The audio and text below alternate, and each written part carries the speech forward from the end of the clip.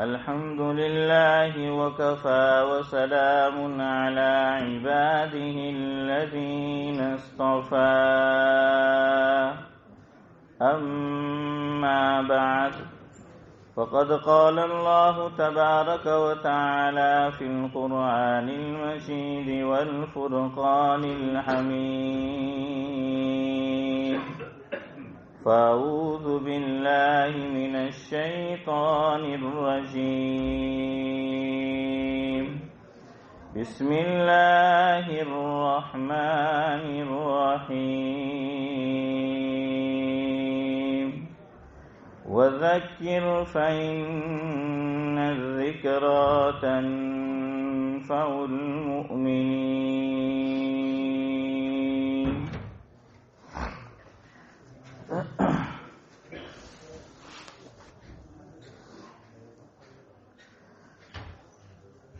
جو حضرات بیٹھے قریب تشریف لائے، مل کے بیٹھے.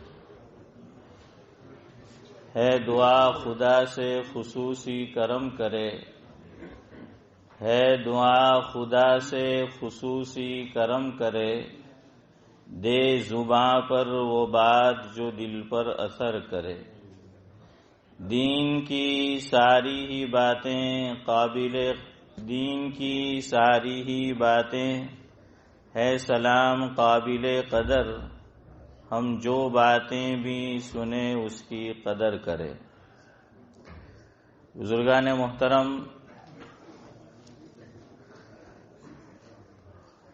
میرا معمول سال بھر یہی رہتا ہے کہ جو مضمون اور ٹاپک چلتا ہو وہ چلتا رہتا ہے، لیکن اگر درمیان میں کوئی سوال کر لیتا ہے تو ہم پہلے اس کا جواب دے دیتے ہیں، اس لیے کہ میں جو باتیں بیان کروں یا جو بھی بیان کرے گا وہ یقیناً فائدے سے خالی تو ہے ہی نہیں. کیوں؟ میں نے ابھی جو آیت کریمہ کی تلاوت کی اس میں اللہ رب العزت نے یہی ارشاد فرمایا کہ مومنین کو نصیحت کرتے رہو. نصیحت کرنا یہ مومنین کو فائدہ پہنچاتا ہے، فائدہ دیتا ہے. لیکن کوئی بات کوئی سامنے سے پوچھتا ہے تو اس کا فائدہ نقدی ہوتا ہے، نقد ہوتا ہے، کیش ہوتا ہے. اور بعض سوالات ایسے ہوتے ہیں کہ جس کا تعلق سبھی سے ہوتا ہے. تو ایسے ہی کچھ سوالات آئے ہیں تو اس کا مذاکرہ کرتے ہیں انشاءاللہ. ایک سوال آیا نہیں، لیکن ہوا یوں کہ ایک صاحب کے ساتھ گفتگو ہو رہی تھی، تو دوران گفتگو وہ مجھے کہنے لگے، نمازی آدمی ہے ماشاءاللہ، چہرے پہ سنت بھی ہے، لباس بھی صالحین کا پہنتے ہیں، یعنی ایسا آدمی.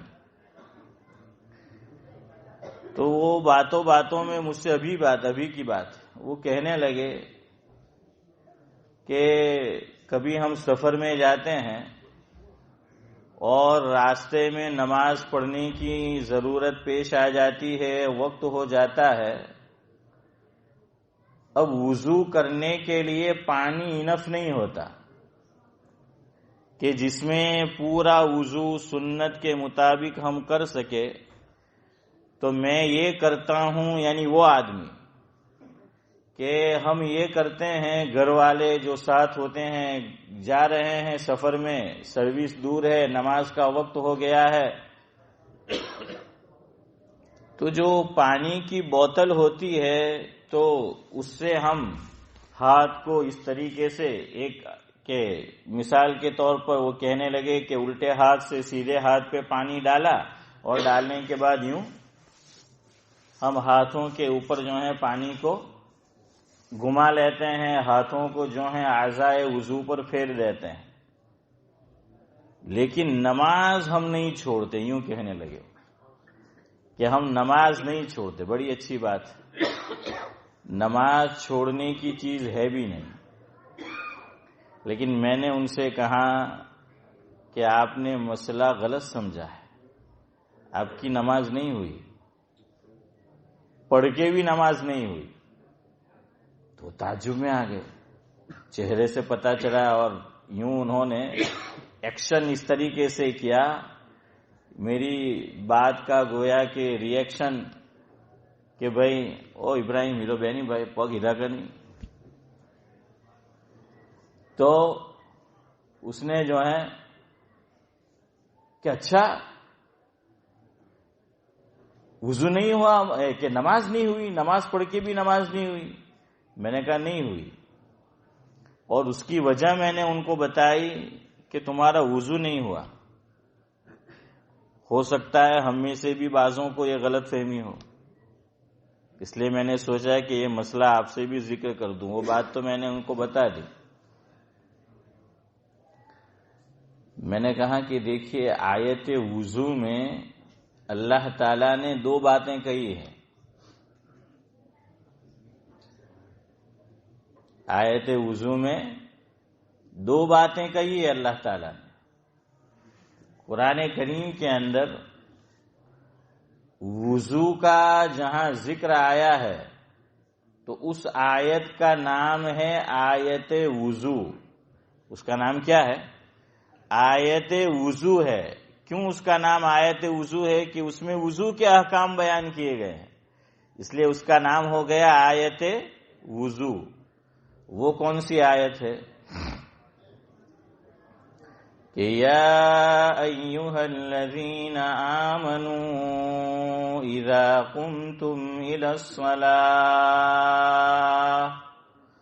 فاغسلوا وجوہکم وایدیکم الی المرافق وامسحوا برؤوسکم وارجلکم الی الکعبین۔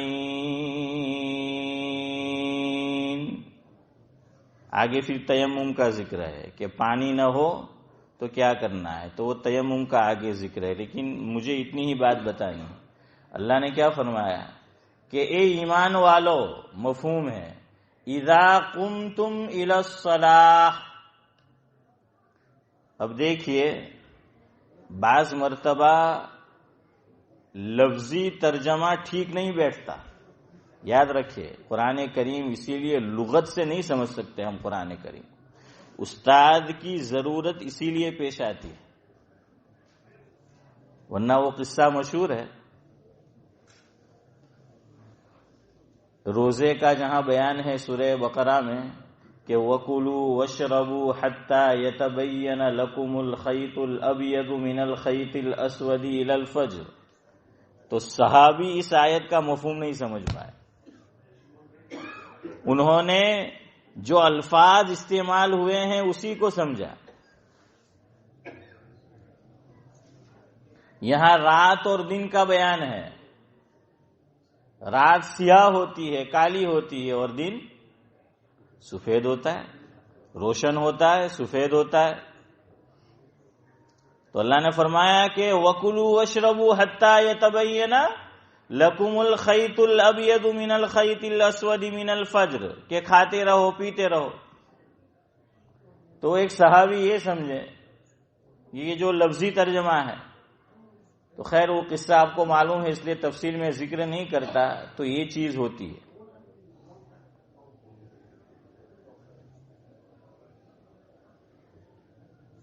ایک روایت میں حضور نے فرمایا جس کا مفہوم یہ ہے کہ جب تم نماز پڑھایا کرو، یعنی امام ہو، تو نماز ہلکی پڑھایا کرو۔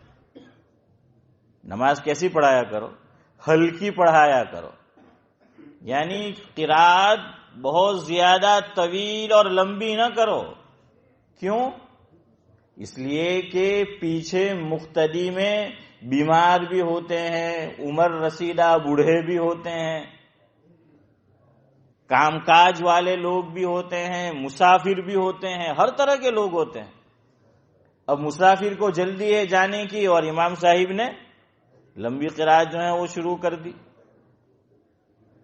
ایک آدمی بیچارہ تھکا ہارا کام سے آیا تھا نماز پڑھنے کے لیے، اور قرات جو ہے وہ لمبی شروع کر دی۔ تو یہ حضور نے باقاعدہ اسی لیے تعلیم دی ائمہ حضرات کو کہ نماز کیسی پڑھایا کرے، ہلکی پڑھایا کرے۔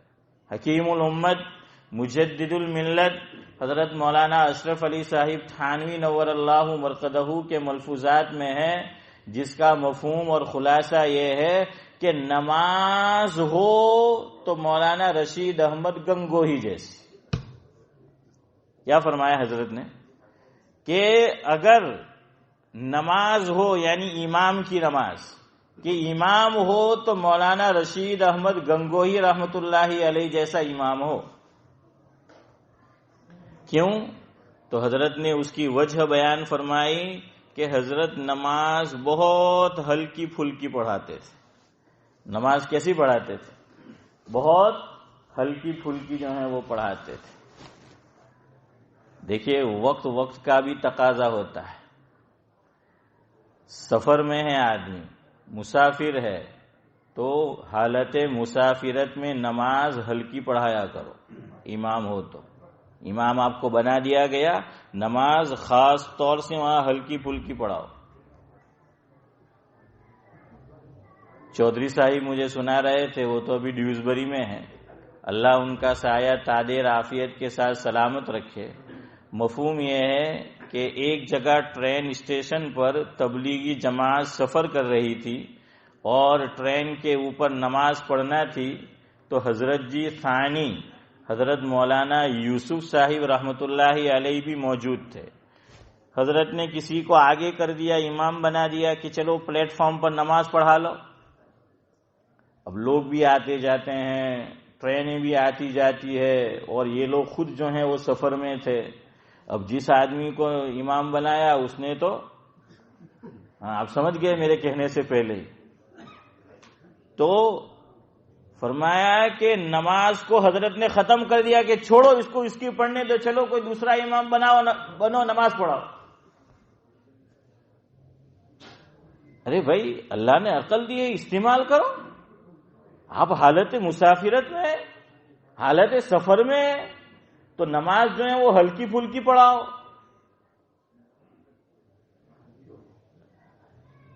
آپ صلی اللہ علیہ وسلم کے تعلق سے بھی روایت میں مروی ہے کہ فجر کی نماز جو ہوئی حالت سفر میں، پہلی رکعت میں قل اعوذ برب الفلق اور دوسری رکعت میں قل اعوذ برب الناس، فجر کی نماز۔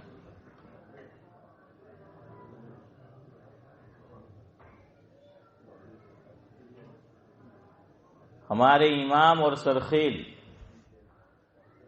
حضرت نعمان بن ثابت رحمت اللہ علیہ، یعنی کون مراد ہے؟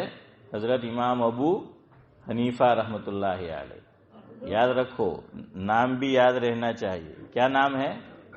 نعمان نام ہے ان کا، حضرت نعمان، تو یہ ان کا نام ہے۔ تو حضرت امام ابو حنیفہ علیہ الرحمہ سفر میں تھے۔ اب ان کے مایہ ناز شاگرد حضرت امام ابو یوسف علیہ الرحمہ بھی ساتھ تھے۔ نماز کا وقت ہو گیا حالت سفر میں، حالت مسافرت میں، تو حضرت امام ابو حنیفہ علیہ الرحمہ نے اپنے مایہ ناز شاگرد حضرت امام ابو یوسف علیہ الرحمہ کو آگے کر دیا کہ چلو امام بن کے نماز پڑھاؤ۔ تو حضرت امام ابو یوسف علیہ الرحمہ نے ایک دم مختصر قرات کی۔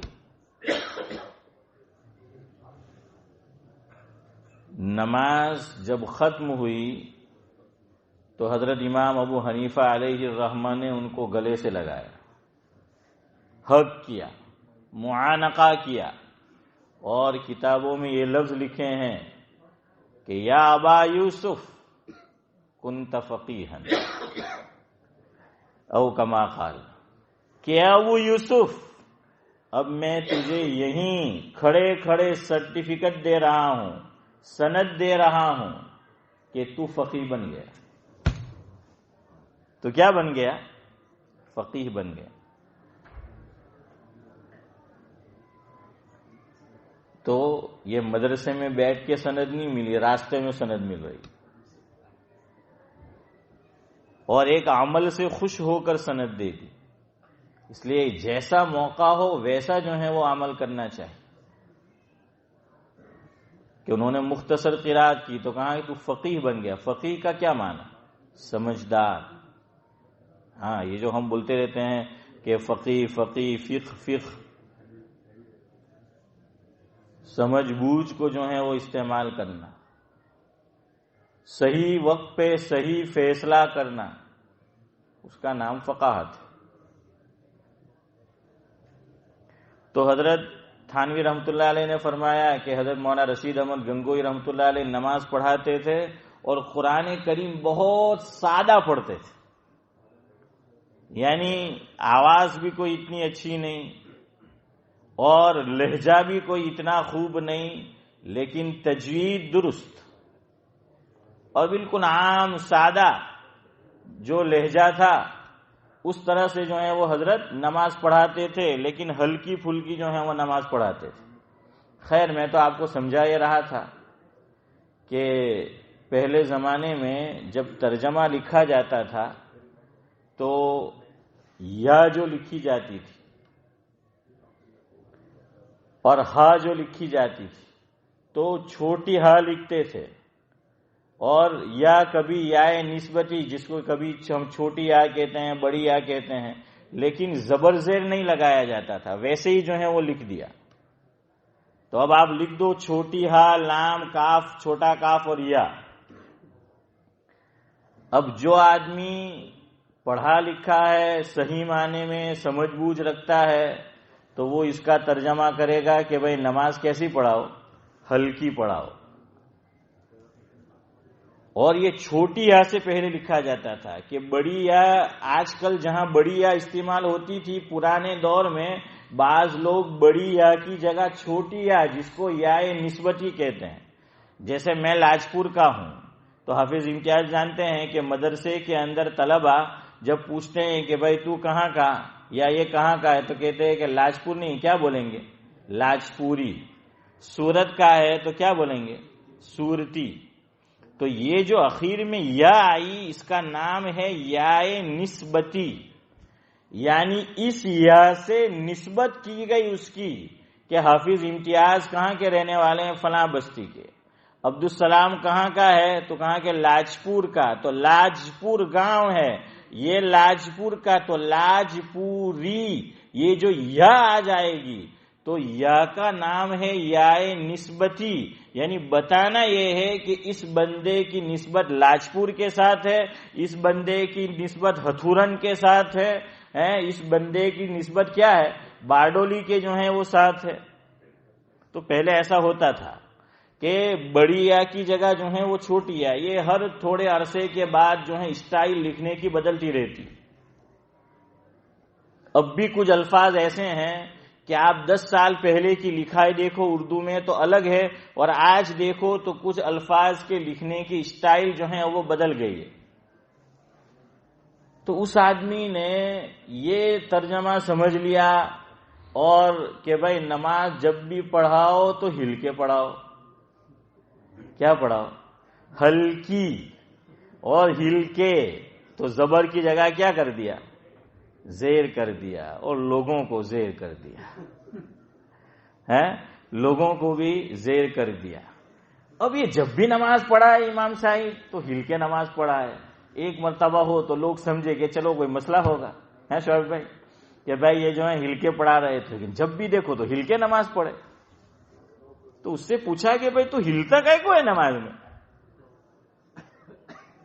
ایک اور موقع پر ہم لوگ ہلتے ہیں. کب؟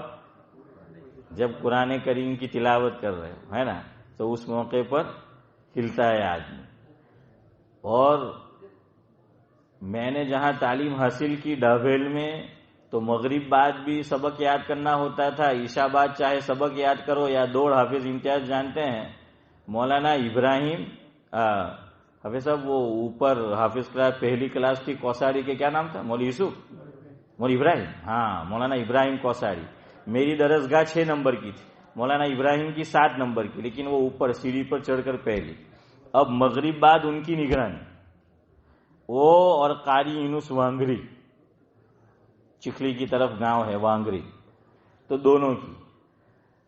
اب مولانا ابراہیم اسی طالب علم کے متعلق یہ سمجھتے تھے کہ یہ پڑھ رہا ہے جب وہ ڈول رہا ہے.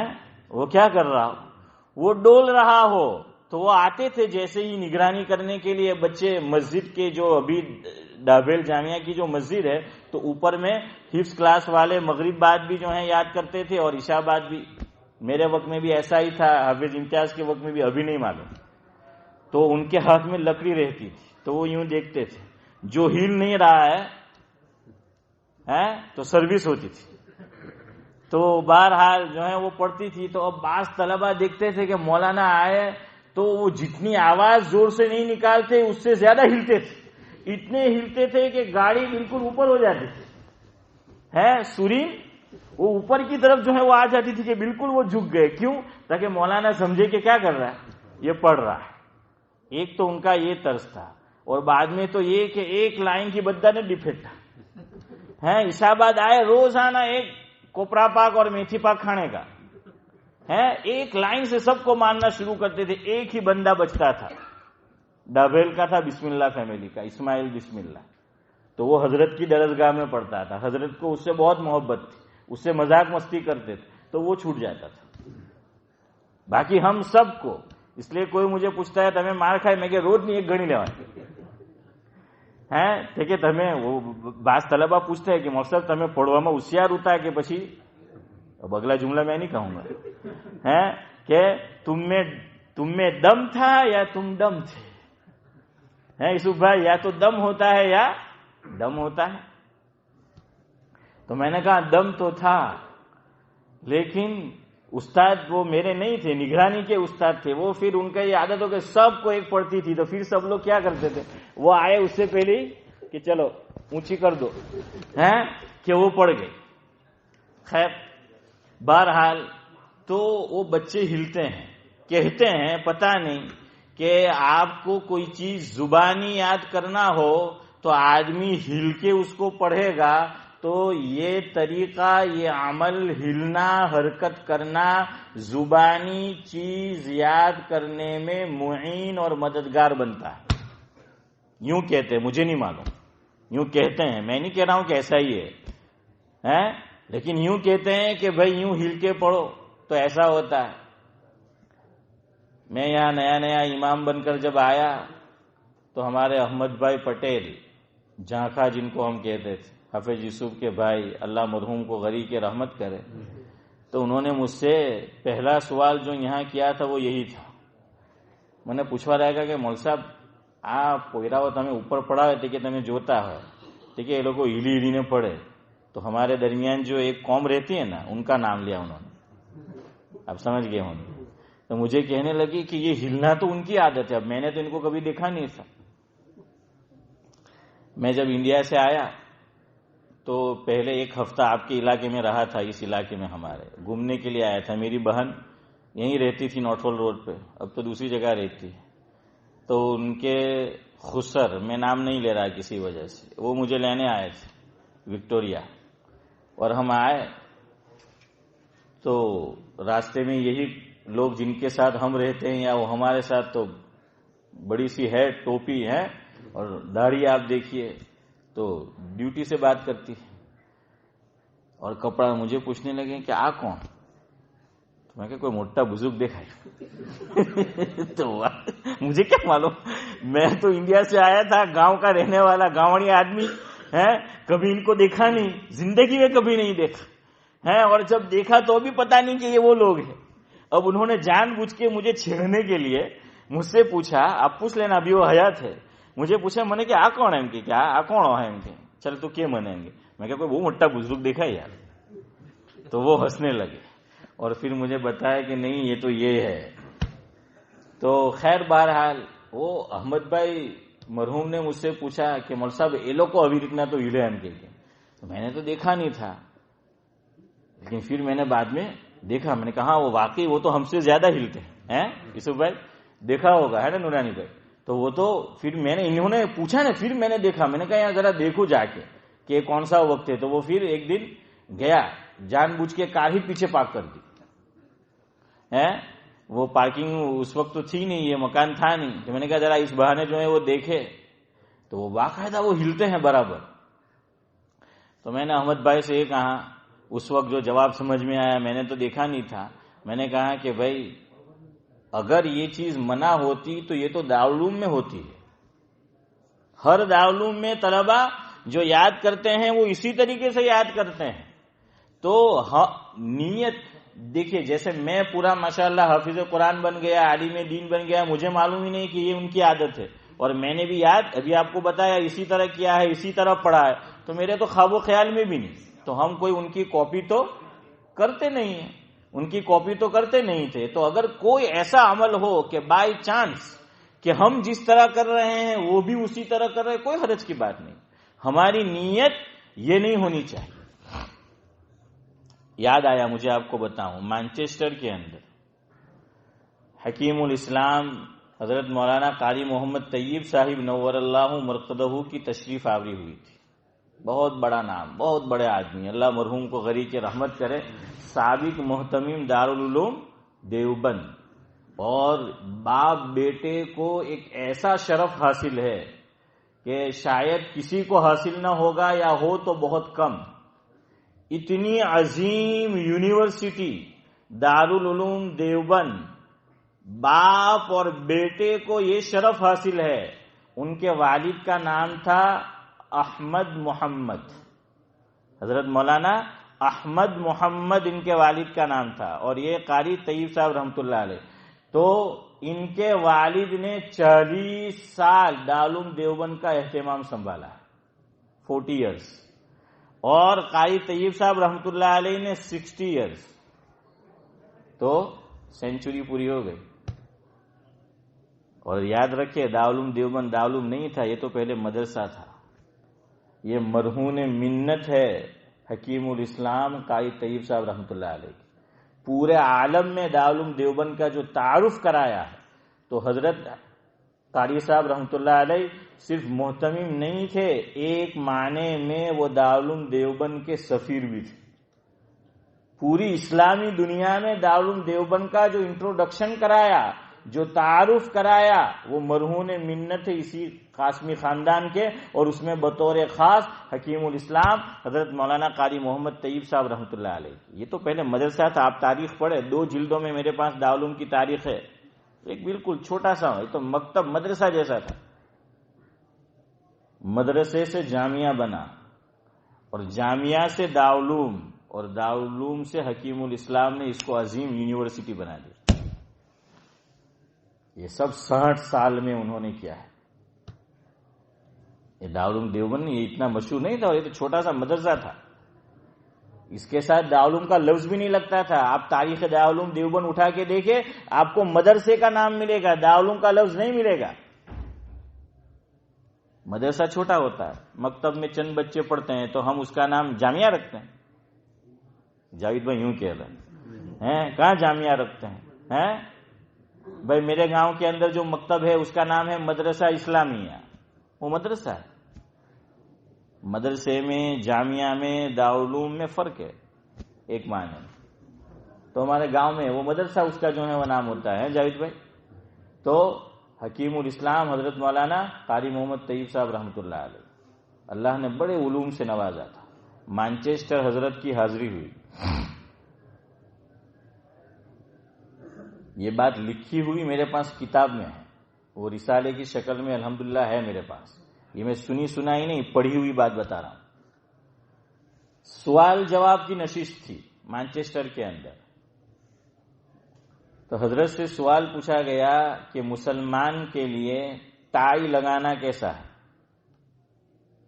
ٹائی لگاتے ہیں نا، تو مسلمان کے لیے ٹائی لگانا کیسا ہے؟ کہتے ہیں کہ یہ نشان ہے سلیب کا ہے. حضرت عیسیٰ علیہ الصلوۃ والسلام کو ہمارا تو عقیدہ نہیں ہے، قرآن کریم تو کہتا ہے کہ ان کو زندہ کیا ہے، آسمان پر اٹھا لیا گیا. لیکن جن کا عقیدہ ہے ہوگا ان کا، تو وہ فوٹو بھی آپ نے جو ہے وہ دیکھا ہوگا. تو کہتے ہیں کہ یہ سلیب اس کا جو ہے وہ نشان ہے. تو شروع میں علماء اس کو منع کرتے تھے، کہ یہ ایک خاص قوم کی علامت اور نشانی تھی. کوئی چیز یاد رکھو، جب تک کسی خاص قوم کی علامت اور نشانی ہے ہم اسے استعمال نہیں کریں گے، اس کے استعمال سے پرہیز کرنا چاہیے. لیکن وہی چیز جب بہت زیادہ عام ہو جاتی ہے تو پھر اس مسئلے کے اندر نرمی آ جاتی ہے. پھر وہ فتویٰ نہیں رہتا جو کبھی فتویٰ تھا، اب فتویٰ جو ہے وہ بدل جائے گا. اسی لیے بعض مسائل میں آپ کو بھی ایسا محسوس ہوتا ہوگا کہ پرانی کتاب میں ہم نے پڑھا تو فتویٰ یوں تھا، اب جو ہے وہ فتویٰ یوں ہے. میں آپ کو مثال دوں، یہ کیا ہے؟ مائک ہے. تو شروع میں جب یہ نکلا ہے اور ائمہ حضرات اس میں تلاوت کرتے تھے تو مفتیان کرام نے فتویٰ دیا کہ اس پہ نماز صحیح نہیں ہے. یہ پرانے لوگوں کو یاد ہوگا. تو پہلا فتویٰ یہ آیا شروع میں کہ اس پہ نماز صحیح نہیں ہے، اور اب تک تو جب تک اس کا استعمال نہ کرے تو نماز صحیح نہیں ہے. ہاں اب لوگ یوں کہیں گے، હવે લોકોને અવાજ જ નહીં આવે કે મોલ સાહેબ ઝોહરમાં બી માઇક વાપરવાનું. મેં કે કેમ? તો કે અમને મજા નહીં આવે એમ કે માઇક વગર. એમ અરે ભાઈ બે શબ છે ને અલ્લાહે આજ માઇક એટલું પાવરફુલ દીધું છે માશાઅલ્લાહ. હે تو اب اتنا پاورفل ہے کہ پوری مسجد میں آرام سے پہنچ جاتا ہے، لیکن نہیں کہ مصحف مائک واپروانا ہے. یہ غلط ہے، یہ غلط چیز ہے. فقہا نے لکھا ہے کہ اصلی آواز امام کی جہاں تک پہنچ رہی ہے اور اتنے ہی مقتدی ہے، اس کا استعمال نہ کرو. ظہر کی نماز بھی مائک سے جا رہی، عصر کی نماز بھی جو ہے وہ جا رہی، 2 صفحے. اور بعض مسجد تو وہ بالکل چھوٹی سی ہوتی ہے، ان من نے 3.5 بندے ہیں اور مائک اتنا ہے کہ پوچھو مت. سب تکلفات ہے، سب رسم ہے، رواج ہے. اسی لیے ہماری نمازوں سے، ہمارے اعمال سے روحانیت نکل گئی، کیونکہ سب ایسی چیز جو ہے الائیں بلائیں آ گئی تو وہ روحانیت جو ہے وہ نکلتی جا رہی.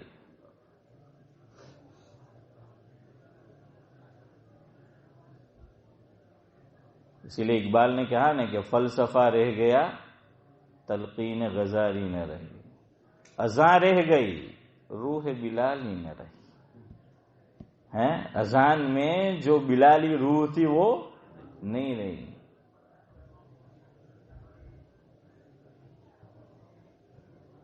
کہ یہ امت روایات میں کھو گئی. بہرحال تو شروع میں اس لیے کہ اس کی پوری تحقیق نہیں ہوئی تھی، تو اس لیے شبہ تھا مفتیان کرام کو کہ مائک کے توسط سے، واسطے سے جو آواز دور تک پہنچتی ہیں، لوگوں تک پہنچتی ہے، یہ امام کی اصلی آواز ہے یا نہیں ہے، اس پہ مدار تھا. بلکہ پرانی کتاب میں تو یہ بھی لکھا ہے، آپ کو تعجب ہوگا کہ چشمہ پہن کے نماز نہیں پڑھنے کا. اسی لیے وہ بعض لوگوں کو اب بھی عادت ہے، نماز پڑھنے آئیں گے چشمہ نکال کے زمین پہ رکھیں گے. ٹھیک ہے کوئی اور وجہ سے بھی رکھتے ہو، لیکن وہ شروع میں کیوں؟ تو خیر اب وہ پرانی فلم میں کہیں اور میں نکل جاؤں گا. تو آپ کو بتانا یہ ہے کہ بعض مسائل یہ چیز سمجھو، پھر اس میں اتنی شدت جو ہے وہ نہیں رہتی. جب وہ چیز عام ہو جاتی ہے تو ٹائی شروع میں منع کرتے تھے کہ مت پہنو. ٹھیک ہے جاب نہیں ہے آپ کے پاس اور جہاں جاب کر رہے ہیں وہاں ضروری ہے یونیفارم آپ کو اور اسی طرح پہن کے جانا ہے، مجبوری ہے، آ کے نکال دو اس کو. لیکن یہ شروع میں ہمارے علماء نے منع کیا کہ بھائی ٹائی مت پہنا کرو. لیکن اسی ملک کے اندر مانچسٹر میں حکیم الاسلام حضرت مولانا قاری محمد طیب صاحب رحمۃ اللہ علیہ سے سوال ہوا کہ ٹائی پہننا کیسا ہے. حضرت نے فرمایا کہ یہ ایک مخصوص قوم کی علامت اور نشان تھا کسی زمانے میں، کسی دور میں، اب وہ نہیں رہا. اب تو ہر مذہب کے لوگ اس کو جو ہے وہ استعمال کرتے ہیں. دنیا میں تقریباً ہر جگہ لوگ جو ہیں وہ اس کے استعمال کرتے ہیں، لہذا اس کے استعمال میں اب وہ چیز اور نہیں رہی. ہاں بغیر ضرورت آدمی استعمال بھی نہ کرے، اب بھی بغیر ضرورت استعمال نہ کرے، لیکن اب اگر کوئی کرتا ہے تو وہ جو پرانی کتابوں میں اس کا حکم تھا اور جو وہ مسئلہ جو لکھا گیا تھا اب وہ نہیں رہے گا. کیوں؟ یہ چیز اب بہت عام جو ہے وہ ہو گئی. خیر، سمجھا کیا رہا تھا؟ کہاں سے چلی بات؟ وضو تو وہ تو بہت بعد میں. یہ ٹائی پہ کہاں سے آئے؟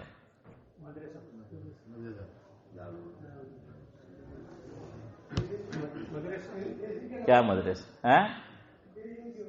ہاں، جزاک اللہ عبد السمجھ. اچھا، ہلنے پہ اس پہ آئے. میں نے کہا نا، آپ جتنے بھی لقمے دے دو، 3-4 نے لیا، مجھے ہضم ہی نہیں ہوتا. میرا ہضمہ منع کرتا ہے کہ نہیں، یہ چیز گلے سے نہیں اترے گی، تو مانتا ہی نہیں. دل ہے کہ میں نے تو نہیں بولا آگے. تو بہرحال جو ہے ہلنا، تو یہ چیز اگر ایسی ہوتی تو علماء مدارس میں منع کرتے، طلباء کو منع کرتے، دارالعلوم میں منع کرتے، جامعات میں منع کرتے، مدارس میں منع کرتے، مدرسے میں منع کرتے، مسجد میں منع کرتے کہ بھائی اس طریقے سے ہل کے جو ہیں وہ مت پڑھا کرو. اور میرے تو خواب و خیال میں بھی نہیں، گمان بھی نہیں کہ یہ قوم ایسی ہے جو اس طرح سے ہل کے پڑھتی ہو. تو کوئی حرج نہیں ہے، وہ اپنے طور سے جو ہے وہ کرے، ہم اپنے طور سے کر رہے ہیں. اب کہتے ہیں کہ یہ عمل معین اور مددگار بنتا ہے. اس سے ملتی جلتی ایک بات سمجھو. یہ سوال میں نے کیا تھا حضرت مولانا مفتی سید احمد صاحب پہلنپوری نور اللہ مرقدہ سے، ہماری اسی مسجد کے اندر حضرت کا جو کمرہ ہے اس میں، اور میں نے کتاب میں لکھا بھی ہے اس کو.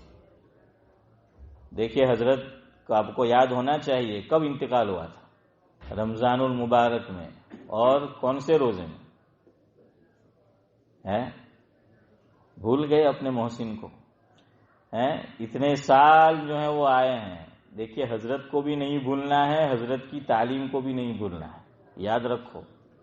ہاں، وہ جو ہمیں سکھا کے گئے، وہ دارالعلوم دیوبند کے سفیر بھی تھے، علمی سفیر. خود کہا کرتے تھے کہ میں دارالعلوم دیوبند کا کیا ہوں؟ علمی سفیر ہوں، چندے والا نہیں. علمی جو ہے وہ سفیر ہوں. وہاں کے صدر مدرس بھی تھے اور شیخ الحدیث بھی تھے. جو باتیں ہمیں سکھا گئے ہیں، جو چیزیں بتا گئے ہیں، اب ان کے جانے کے بعد اسے بھول مت جاؤ. کم از کم اپنی حد تک، اپنی مسجد کی حد تک جو ہے اسے جاری رکھو، ورنہ ہم لوگ بہت جلدی بھول جاتے ہیں. اب بھی کچھ لوگ آتے ہیں کہ آپ سبحان اللہ نہیں بولتے. سبحان اللہ بھائی نہیں بولتے، کیوں بلاتے ہو زبردستی؟ حضرت نے منع کیا تھا، آپ کو یاد ہے. یہاں قاری یعقوب نانجی تشریف لائے تھے ایک رمضان میں، اور اس وقت راتیں بڑی تھی تو وہ پہلے نعت پڑھتے تھے اور پھر حضرت کا بیان ہوتا تھا. آپ کو یاد ہوگا. تو ویسے بھی نعت خواں لوگوں کو عادت ہوتی ہے سبحان اللہ سننے کی، کہ بولو بولو. تو قاری یعقوب نانجی نے ہم سامعین سے کہا کہ یار آپ سبحان اللہ نہیں بولتے، سبحان اللہ بولو، سبحان اللہ. تو حضرت کا پھر اس کے بعد جو بیان ہوا تو یہ کہا کہ یہ ہمارے جو پڑوسی ملک ہیں وہاں کی بدعت ہے. یہ فرمایا تھا کہ وہاں سے جو ہے یہ چیز آئی ہے. فرمایا بولو سبحان اللہ، بولنے میں کوئی حرج نہیں ہے، لیکن یہ کہ کوئی بات میں اور آپ سنیں، کوئی مصرع میں اور آپ سنیں، دل سے نکلے سبحان اللہ. وہ کہتے ہیں نا کہ مشک آست کے خود بگوید نہ کہ عطار بگوید. اگر کوئی عطر فروش، عطر بیچنے والا، پرفیوم بیچنے والا مجھے اور آپ کو یوں کہیں کہ یہ کیا ہے؟ عود ہے، تو مت لو، یہ بے سود ہے. عود ہے، یہ بے سود ہے. کیوں؟ عود اپنی پہچان، اپنی اوڑکھان، اپنا تعارف، اپنا انٹروڈکشن خود کراتا ہے. عود کہنا نہیں پڑتا کہ عود ہے، وہ تو پتہ ہی چل جاتا ہے خوشبو سے.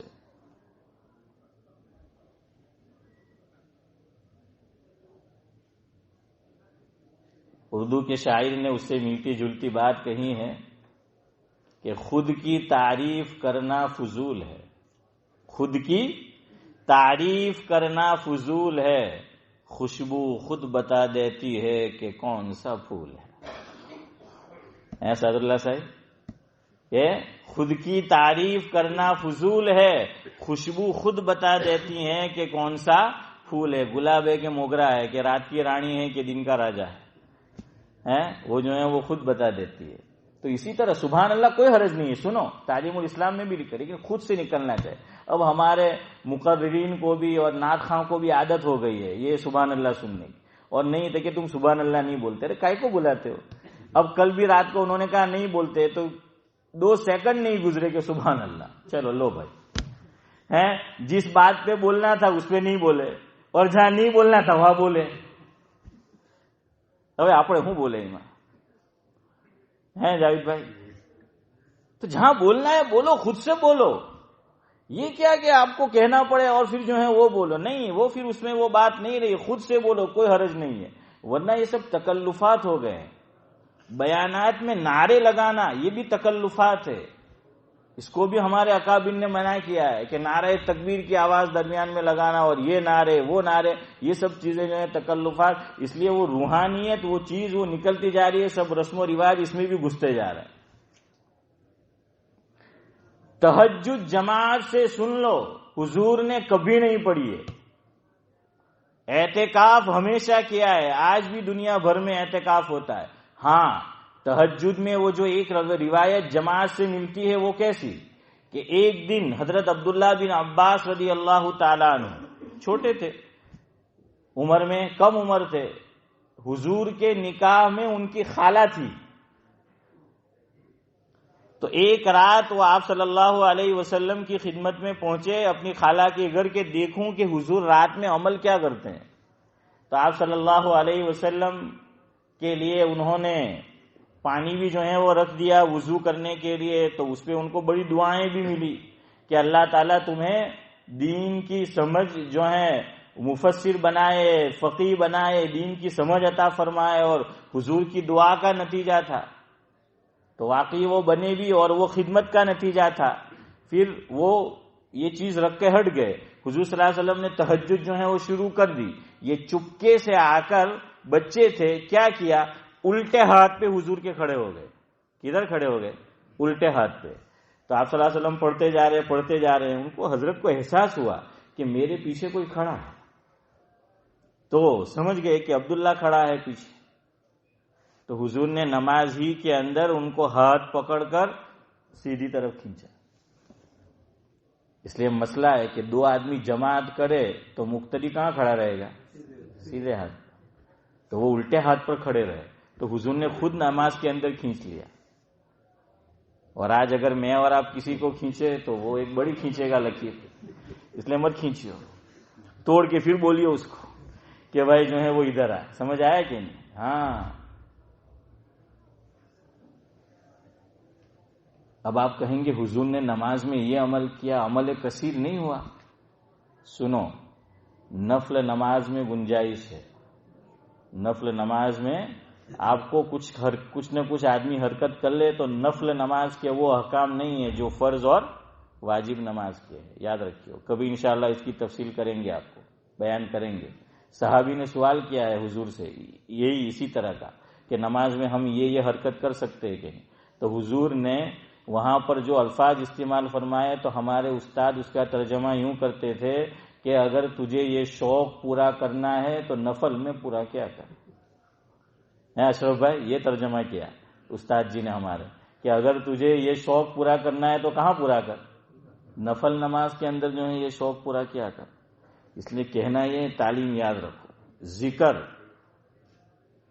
وہ بھی حضرت بتا کے گئے، اپنا اپنا الگ الگ ذکر کرو. آواز میں آواز ملا کر ذکر کرنا آپ کو پتا ہے نا، یہ سب بتا کے گئے. تو تعلیمات کو بھولو مت. دوسری بات، ہمارے یہاں یہ جو سلسلہ ہے دعا ہوتی ہے تو لائٹ بند کرنے کا رواج ہے. پہلے تو بہت تھا، پھر اچھا ہوا ختم ہوا، اب واپس مت لائیے. دارالعلوم دیوبند کا فتویٰ ہے اور آن لائن جو ہے وہ فتویٰ موجود ہے. اور اس فون میں میں نے اسکرین شاٹ بھی کر رکھا ہے، اس میں بھی ہے، اگر آپ دیکھنا چاہیں تو اسکرین شاٹ میں نے کیا ہے. اس میں یہ مسئلہ جو ہے وہ پوچھا ہے کہ بھائی تراویح کے بعد دعا کرنا کیسا ہے اجتماعی طور پر، نمبر 1. نمبر 2، تراویح میں قرآن کریم ختم ہو تو ختم قرآن پر اجتماعی دعا کرنا کیسا ہے. یہ سوال ہے اس میں، دونوں ایک ہی اس میں، اسی میں یہ سوال ہے کہ ہمارے یہاں یہ کرتے ہیں کہ ختم قرآن پر دعا کراتے ہیں تو بجلی کو بند کر دیتے ہیں، اندھیرا کر دیتے ہیں۔ تو دارالعلوم دیوبند کا فتویٰ ہے، آپ کو مختصر سنا دوں۔ پہلے کا جواب یہ دیا کہ تراویح کے ختم پر دعا کرنا کیسا ہے، تو فرمایا کہ ضروری نہ سمجھا جائے، جو کرے ٹھیک ہے ان کی مرضی، جو نہ کرے وہ بھی ان کی مرضی۔ کیوں؟ جو کرتے ہیں وہ کیوں کرتے ہیں، جو نہیں کرتے وہ کیوں نہیں کرتے؟ یہ جواب آپ کو کل دیں گے انشاءاللہ، چونکہ ذرا اس میں دارالعلوم دیوبند کے فتوے میں تو تفصیل بیان نہیں کی گئی، لیکن میں آپ کو سمجھاؤں گا انشاءاللہ کہ کرنا ہے تو کیوں اور نہیں کرنا ہے۔ ابھی آپ خالی شارٹ کٹ میں یس نو سمجھ لیں۔ میں نے کیا جواب دیا نورانی بھائی کہ جو تراویح کے بعد دعا کے لیے ہاتھ اٹھاتا ہے وہ بھی ٹھیک کرتا ہے، اور جو نہیں اٹھاتا وہ بھی ٹھیک ہے۔ آپ کہیں گے کبھی ایسا ہوتا ہے کہ یہ بھی ٹھیک وہ بھی ٹھیک؟ ہوتا ہے، اور علی گڑھ میں بھی ہوا۔ حضرت مفتی سید احمد صاحب پالنپوری رحمۃ اللہ علیہ سناتے تھے، کتاب میں بھی لکھا ہے کہ علی گڑھ کے جو بڑے تھے وہاں تو اختلاف ہو گیا استاد میں اور طلبہ میں، تو دونوں شکایت کرنے آئے پرنسپل کو، تو دونوں کو الگ الگ بنایا۔ طلبہ کی بات سنی اور پرنسپل نے فرمایا کہ تم ٹھیک کہتے ہو۔ چلے گئے وہ خوش کہ ہماری بات مان لی گئی۔ پھر اساتذہ کو بلایا، انہوں نے طلبہ کی شکایت لگائی تو ان سے بھی کہا کہ تم ٹھیک کہتے ہو۔ اب بیوی پردے کے پیچھے سے سن رہی تھی، اس نے کہا کہ عجیب ہے تم، طلبہ سے بھی کہا کہ تم ٹھیک کہتے ہو، اساتذہ سے بھی کہا کہ تم ٹھیک کہتے ہو، حالانکہ دونوں ٹھیک نہیں ہو سکتے، ایک ٹھیک ہے ایک غلط ہے۔ تو اس پہ انہوں نے جواب دیا تو بھی ٹھیک کہتے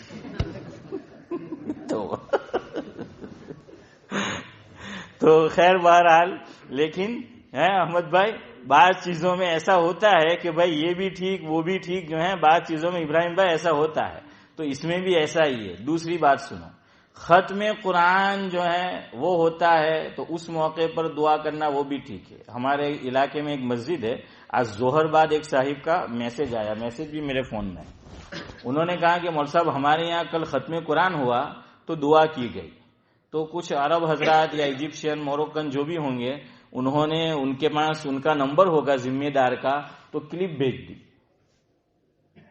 واٹس ایپ کے ذریعے سے یوٹیوب کی، تو اس میں ہیڈنگ تھا کہ بھائی تراویح کے بعد جو ہے وہ دعا نہیں کرنا چاہیے۔ تو گویا وہ یوں کہنا چاہتے تھے کہ ختم قرآن پر کل تم نے اجتماعی دعا کرائی لمبی، تو یہ دعا جو ہے وہ نہیں ہونی چاہیے تھی۔ تو ان کا آج میرے اوپر میسج آیا، میں نے ان کو فون کیا، سمجھایا، میں نے کہا ان کو سمجھاؤ کہ یہ اجتماعی دعا جو کل آپ کی مسجد میں ہمارے علاقے میں ہی ہے، تو جو دعا ہوئی وہ تراویح کے ختمہ کی نہیں تھی، وہ ختم قرآن کی دعا تھی۔ تو بات ہی ختم ہے۔ ختم قرآن پر تو دعا کیا ہوتی ہے؟ قبول ہوتی ہے، حضور نے خود ارشاد فرمایا۔ اور حضرت عبداللہ بن مسعود رضی اللہ تعالیٰ عنہ تو جب اپنے گھر میں اپنا قرآن جیسے ہم پڑھتے ہیں اندر دیکھ کے ختم ہوتا تھا تو دعا کرتے تھے، تو سب گھر والوں کو اکٹھا کرتے تھے اور اجتماعی دعا کرتے تھے حضرت، کہ ہمارے آقا نے فرمایا کہ ختم قرآن پر دعا کیا ہوتی ہے؟ قبول ہوتی ہے۔ تو میں نے کہا ان سے کہو کہ تم غلط سمجھے ہو، یہ تو ختم قرآن کی جو ہے اجتماعی دعا ہے۔ تو وہ خوش ہو گئے۔ تو دارالعلوم دیوبند میں بھی یہ دو بات لکھی ہے۔ تیسری بات لکھی کہ بھائی جب دعا کراؤ اجتماعی تو اچھا، اس میں یہ لکھا تھا کہ اندھیرا اس لیے کیا جاتا ہے تاکہ خوب رویا جائے، یہ اندر لکھا ہے کہ تصنع اور بناوٹ سے، خود سے جو ہے وہ تصنع بناوٹ سے رونا۔ تو دارالعلوم دیوبند کے فتوے میں کہ دعا کرو مگر لائٹ بند مت کرو۔ رونا بھی کیسا ہے؟ ویسا ہی ہے جیسا سبحان اللہ کہنا، خود سے رونا آنا چاہیے، اور اگر نہیں آئے تو حضور نے کیا بتایا؟ رونے کی شکل بنا لو۔ دین میں تو بہت آسانی ہے، رونا نہیں آئے تو کیا کرو؟ رونے کی شکل۔ لیکن یہ تو اپنے دعا میں بھی اب بناوٹ کر کے ایسے الفاظ استعمال کرتے کہ رلایا جاتا ہے، یہ لا حاصل ہے۔ یہ ہمارے اکابر کی سنت نہیں ہے، دارالعلوم دیوبند کا جو ہے وہ فتویٰ ہے۔ ہاں رونا چاہیے دعا کے اندر، نہیں آئے رونے کی شکل بنانی چاہیے، لیکن میں آپ کو یہ کہہ رہا ہوں ہم لوگ رسم و رواج میں کھوتے جا رہے ہیں۔ فلاں جگہ یہ ہوا. ایک صاحب میرے پاس آئے اور کہنے لگے کہ مول صاحب آپ مسجد میں فلاں چیز ہونی چاہیے، فلاں چیز ہونی چاہیے کہ میں نے وہاں دیکھی. میں نے کہا تو نے وہاں دیکھی تو کیا یہاں بھی ہونی چاہیے؟ تو وہاں دیکھ کے آیا تو تجھے پوچھنا چاہیے تھا کہ یہ ہو رہی ہے تو کیوں ہو رہی. اس لیے ہر دیکھی ہوئی چیز ہماری مسجد میں آ کر آزماؤ، یہ کوئی صحیح بات تھوڑی ہے. تو خیر حضرت کا جو ہے آخری عشرے میں انتقال ہوا، اللہ مرحوم کو غریق رحمت کرے. تو جو کچھ سیکھ کے گئے ہیں ہمیں جو ہے اس کو تا دم حیات انشاءاللہ یاد رکھنا ہے، اور ہم یاد رکھیں گے. اب جلدی سے مسئلہ جہاں سے شروع ہوا تھا وہ کہہ کے بات ختم کرتا ہوں جلدی جلدی. آپ سن لو. دو چیز ہیں، ایک کا نام ہے غسل جو آیت میں نے پڑھی، دوسرے کا نام ہے مسح. وضو میں دو چیز ہے، ایک کا نام ہے غسل اور دوسرے کا نام ہے کتنے بجے مسح. دوسرے کا نام دوسرے کا نام مسح ہے. اب ادھر دیکھو، ہم لوگ وضو میں مسح کرتے ہیں تو مسح دو طرح سے کرنا ہے، کیا جا سکتا ہے. ہم عام طور پہ مسح کیسے کرتے ہیں؟ ہم نے جو ہے ہاتھ دھوئے کوہنیوں سمیت، اور ہم نے ہاتھ دھونے کے لیے جو پانی استعمال کیا، بہت سے لوگ اسی پانی سے کیا کرتے ہیں کہ یوں ہاتھ جو ہیں وہ پھیرتے ہیں یوں، اور باقی رہتے اور اس سے مسح کر لیتے. نیا پانی نہیں لیتے. نیا پانی کوئی بات نہیں، کوئی حرج نہیں، نیا پانی نہیں لیا. اگر کوئی نیا پانی لیتا ہے تو بھی لے سکتا ہے، لیکن نیا پانی نہیں لیا تو بھی کوئی حرج نہیں. کیوں؟ سر کا مسح کرنا ہے. غسل کرنا ہوتا تو نیا پانی لینا پڑتا، لیکن سر کا غسل ہے. غسل کا معنی دھونا، سر کا مسح ہے اور غسل کا معنی دھونا ہے. سر کو دھونا نہیں ہے، سر کا مسح کرنا ہے. مسح یعنی رب کرنا ہے. تو یہ تو میرے اور آپ کے ہاتھ تر ہے، تبھی رب تو کیا ہے ہو جائے گا. مسح تو جو ہے وہ ہو جائے گا. غسل کس کو کہتے ہیں یاد رکھو. غسل کا معنی ہے، تعلیم الاسلام میں بھی لکھا ہے اور فقہا نے لکھا ہے کہ جب ہم اعضائے ان للہ و انا الیہ راجعون. احمد بھائی اسرولیا جو کل بھی اعلان ہوا تھا تو ان کا انتقال ہو گیا. اللہ اکبر، کیا قسمت پائی ہے. 27واں روزہ، اخیری عشرہ، رمضان کا مہینہ، یہ انعام ہے اللہ کے گھر کی خدمت کا. ایک اور صاحب جو فرید بھائی کیا نام تھا، وہ گئے رمضان میں گئے ہے نا. یہ بھی جو ہے وہ رمضان میں گئے. مفتی سعید صاحب بھی رمضان میں گئے. انصاری صاحب بھی جزاک اللہ ہے 27 کو ہی. ہاں، یہ سب دین کی خدمت کا دنیاوی انعام ہے. اس لیے اللہ موقع دے، اخلاص کے ساتھ کرو تو انشاءاللہ دنیا ہی میں وارے نہیں آ رہے ہیں. اور وہاں تو جو ہے پھر وہ ہے ہی. اللہ تعالیٰ مرحوم کو غریق رحمت کرے، ان کی ہر خدمت کو قبول فرمائے، جنت الفردوس میں اعلیٰ مقام سے نوازے، پسماندگان کو صبر جمیل و اجر جزیل عطا فرمائے. غسل کی تعریف سنو. جو چیزیں وضو میں دھونی ہے، 4 فرض ہے وضو میں. 1 کا مسح ہے، 3 کو دھونا ہے، اور کبھی 2 کا مسح اور 2 کا دھونا. اگر آپ نے چمڑے کے موزے پہن رکھے ہیں تو پھر اس پہ بھی کیا ہوگا مسح جو ہے وہ ہوگا. اور نہیں تو 3 کا دھونا. دھونا اس کو کہیں گے کہ میں اور آپ پانی ڈالے، کم از کم وہ جو پانی ہم نے ڈالا ہے 2 قطرے نیچے گرنے چاہیے. کتنے قطرے؟ 2 قطرے گرنے چاہیے. اس کو دھونا کہیں گے. میں نل کے نیچے ہاتھ لے گیا یا میں نے ٹب میں ہاتھ ڈالا اور پانی میں سے میں نے تر کر لیا اور میں یوں پھیر دیتا ہوں، اس کو دھونا نہیں، اس کو مسح کہیں گے. وضو نہیں ہوا. نماز پڑھو گے نماز نہیں ہوگی. پانی نہیں ہے تو تیمم کرو، یا کم ہے تو سنو، کبھی پانی کم ہونا تو فقہا نے لکھا ہے بعض اعضاء کو دھو لو، بعض کو مسح تیمم کرو. بعض کو کیا کر لو، جتنا پانی ہے جو دھو سکتے وہ جو ہے وہ دھو لو. اور 3 مرتبہ سنت ہے. کم پانی ہو تو 1 ہی مرتبہ دھو. کتنی مرتبہ؟ 1 ہی مرتبہ فرض ہے، 3 مرتبہ سنت ہے. تو پانی کم ہے تو 1 ہی مرتبہ دھو. سمجھ رہے ہو؟ تو اس لیے کتنے قطرے گننے چاہیے؟ 2 قطرے جو ہیں وہ گننے چاہیے، تب دھونا کہیں گے. تو اس لیے وہ جو صاحب بتا رہے کہ وہ کم پانی ہوتا ہے تو میں یوں کر کے جو ہے چہرے پہ بھی، تو وضو نہیں ہوتا ہے. یاد رکھیو. کبھی پاؤں میں اکثر ایسا ہوتا ہے، یا یہاں یہ حصہ وضو میں کیا رہ جاتا ہے، خشک رہ جاتا ہے، ڈرائی. اب کسی نے کہا کہ جو نہیں ایم کے صبح آ جرا حکو رہ گلو سے ڈرائے، تو ہم کیا کرتے ہیں کہ اوہ جزاک اللہ، تو وہ وضو کر کے اٹھے ہوتے، چلا گیا وہ، یہ کیا ہوا؟ مسا ہوا کہ غسل ہوا، ہے نا؟ اللہ تعالیٰ جو کچھ کہا سنا گیا قابل عمل باتوں پر ہمیں عمل کی جو ہے وہ توفیق نصیب فرمائے. تو اس طریقے سے جو ہے وہ وضو کیا کرو. کبھی ایسا بھی ہو تو اسے دھویا کرو. تو یہ دھونے اور مسے میں فرق ہے. اللہ